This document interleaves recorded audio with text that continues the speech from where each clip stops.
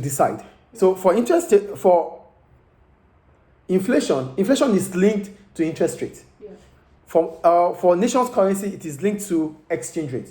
So if there is inflation based on demand pull inflation, the central bank will increase the interest rate so that the price of borrowing becomes higher.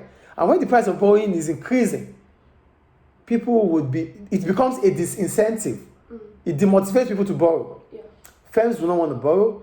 Households do not want to borrow because the price is high for them. Yeah. So they don't want to borrow. As a result of that, demand pull inflation would reduce. Yeah.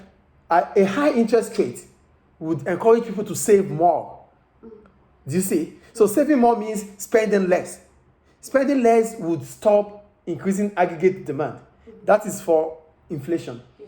And for stabilizing the nation's currency, we're talking about the exchange rate, which is the price of a country's currency in relation to other countries' currencies. So it is the duty of the central bank of Libya to devalue or to revalue the currency. Yeah. So right now, the Libyan dinar is devalued because it is 7 points to the dollars. So that is devaluation. I think inflation and stabilizing the nation's currency is clear. Yeah. And the last one is setting interest rate. Still going back to the third one, which is controlling inflation. Controlling inflation is demand pull inflation, which I said the central bank can do that using the interest rate. But now let's talk about the interest rate itself.